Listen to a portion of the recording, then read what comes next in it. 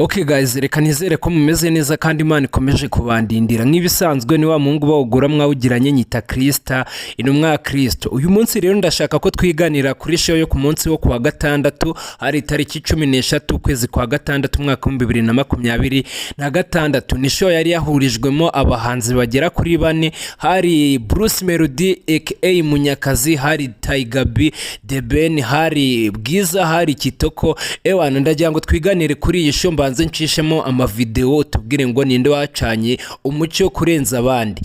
Bamwe mu bantu benshi ku mbuga nkoranyambaga bakomeje kugenda bavuga ko B ari wa performance neza. Niba utaruhari cyangwa utarabonye iyi show ukuntu byagenze, ndagira ngo uze muri comment utubwire uko byari byifashe, nawe utubwire ngo ese ukurikije ukuntu ba performance wowe urabona rinde wa performance neza. Gusa njye icyo navuga nk'umuntu wari uhari, navuga ko ira stage yo kuwa gatandatu kabisa B ari wo wahacanye umucyo nkurikije ukuntu ya performance n'ibintu n'ukuntu twari twiteze Bruce Melody araza guperforminga no kuna performance. Navuga ko B hari akabisa mukubise agakonikunda. Ikindi raza kugarukaho umuntu witwa Kitoko kabisa dukubise stage nziza.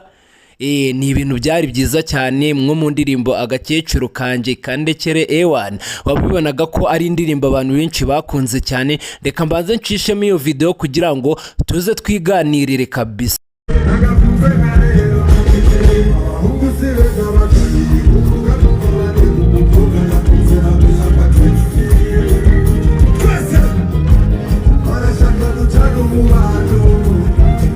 Kugira ngo mwabyibone rero, iyo ni stage y'umuhanzi bamwita Kitoko bibarwa. Ni umuhanzi wadukubise stage nziza. Navuga ko abantu benshi nyuma yo kuva mu Bwongereza bavugaga ko Kitoko ashobora kuba yaribagiye guperforminga cyangwa yaribagiye kuririmba, ariko twavuga ko impano ye itigeze isaza. Indirimbo agakecuru kanje ni indirimbo yahagurukije abafana benshi cyane, nk'uko muri kubibona abari bari muri stade ubworoherane, ngira ngo mwarabibonye. Twavuga ko Kitoko yaduhaye umuziki mwiza. Ikindi kintu cyavugishije abantu benshi cyane bari bitabiriye iyi show n'uburyo B yinjiye kuri stage mu buryo bwiza kurenza Bruce Melody. Twavuga ko uko twari twiteze Bruce Melody arinjira stage, twavuga ko ugereranyije n'ukuntu B yinjiye n'ibintu yari yaramukoreye muri BK Arena ubushize, twavuga ko B ari we wakoze performance nziza. Ese abantu bari bitabiriye iyi show muri kunyumva, muremeranya nanjye cyangwa muri kumakanya? Muze mutwandikire muri comment mutubwire uko muri kubibona. Turaza kugenda twifashisha amavideo yaranze iriya show kugira ngo mutubwire uko muri kubyumva. Ikindi kintu abantu benshi bakomeje kugenda bagaruka ku mbuga nkoranyambaga cyangwa bamwe mu bafana twakomeje kugenda tuganira, bagiye batubaza impamvu ari Sano ataba nominated cyangwa Knowless cyangwa Ariel, cyane ko tubafata nk'abakobwa bazi ibintu by'umuziki cyane hano mu Rwanda, cyane ko nka Aline Sano apana Aline Sano Ariel yabinabyize ku Nyundo, twaba tumufata nk'umukobwa uzi kuririmba cyane.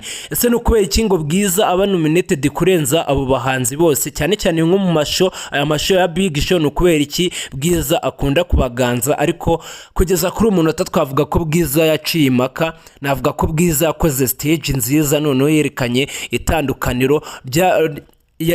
itandukaniro hagati ye n'abandi bakobwa twamugereranya nabo. Urugero nka Knowless, nubwo Knowless nyine ari umulegend, twavuga ko yakoze ibintu bya danje, yakoze indirimbo nziza z'urukundo, ariko twavuga ko ageze kuri stage Bwiza rwose arabarusha cyane. Niba umakanya nawe urebe stage Bwiza yakoze muri ama video turi kugenda ducishamo, umbwire ngo ese koko Bwiza nakwiye kuba nominated imbere ya Aline Sano, nakwiye kuba nominated imbere ya Ariel, nakwiye kuba nominated imbere ya Knowless? Muraza mutwandikire muri comment mutubwire.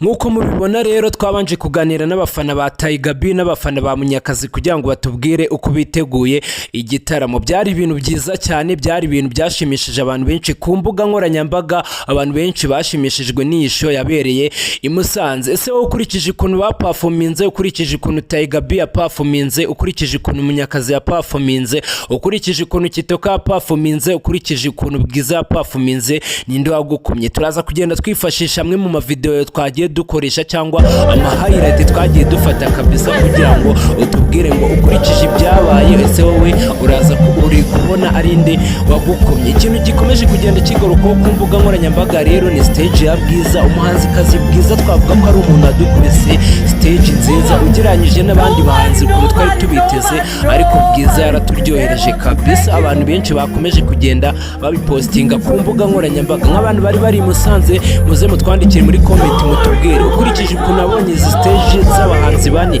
ninde muntu wagukomye. Njye nkurikije ukuntu nabibonye umuhanzikazi Bwiza yaradukomye, navuga ko ari umuhanzi wadukoreye stage nziza, yakoze stage yirekuye, yagerageje kubyinana n'abafana. Ikindi kintu cyarushijeho kuvugisha abantu benshi ni bizu yahaye umufana we kwitama, avuga ko njyewe Bwiza ari we muhanzi wadukomye. Kandi ikindi yari afite ababyinnyi bari talented, yari afite ababyinnyi batojwe bakoze n'imyitozo. Navuga ko abandi bahanzi ababyinnyi babo bagiye babyina ibintu bitajyanye, ubona ko simvuze ko batari pese, ariko nkurikije ababyinnyi Bwiza yari ari gukoresha navuga ko ari we muntu wakoresheje ababyinnyi bari talented babyina ewana bya bintu ureba ukavuga ati cyakoze aba bantu. Ikintu cyakomeje kuvugisha abantu benshi ku mbuga nkoranyambaga cyangwa abantu bari bitabiriye show ni umuhanzi Kitoko. Kitoko yaratunguranye cyane nko mu ndirimbo yitwa Agakecuru kanje. Ni indirimbo ya performance nyine abantu benshi ubona ko bayishimiye, baririmbana n'abafana. Reka mbanze nyicishemo mbanze mwirebera, asigaye zo tubwire ngo wowe uri kubibona gute cyangwa ukurikije stage y'i Musanze ukuntu byari bimeze, ninde wagukomye kurenza undi.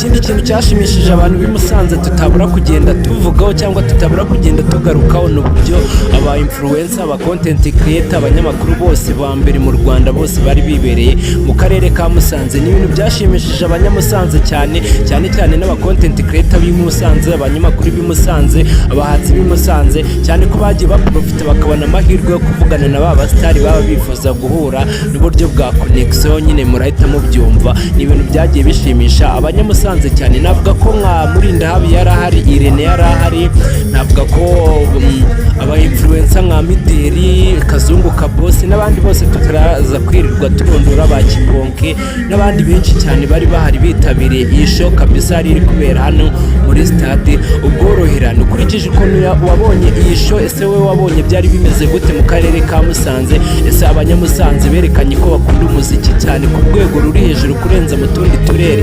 Ese abanyarubavu mwebwe iyi show muyiteguye gute? Ese muzagaragaza iki cyangwa muzereka Tiger urukundo rurenze urw'abanyamusanze bamweretse? Ese muzereka Munyakazi urukundo rurenze urw'abanyamusanze bamweretse?